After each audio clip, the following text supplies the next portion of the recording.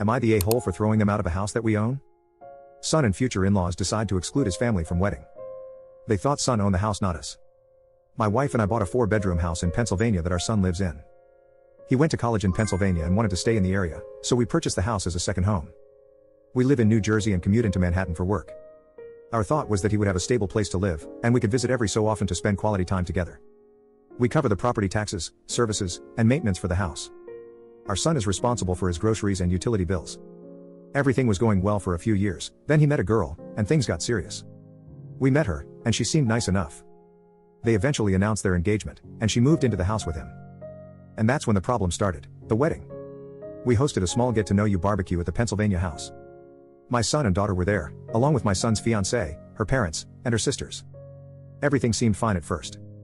Then, at one point, my wife, daughter, and the fiancé's family all went inside the house with my son. A few minutes later, my wife and daughter came back outside, visibly upset. They told me we were leaving immediately and driving back to New Jersey. I tried to figure out what had happened, but they didn't want to talk until we got home. Once we made it back and they calmed down, they told me that our son, his fiancée, and her family had decided they didn't want us at the wedding. According to them, we're not their kind of people. I was livid. I called my son and asked him what in the world was going on. He told me that his fiancé's family felt we weren't good enough and would embarrass them at the wedding, so we were all uninvited. I let a week go by to cool off, then drove back to the Pennsylvania house. When I arrived, I saw that not only was my son's fiancée living there, but her entire family had moved in as well. The moment I walked through the door, they demanded to know why I was there. I told them that, since we weren't welcome at the wedding, I'd come to talk to my son.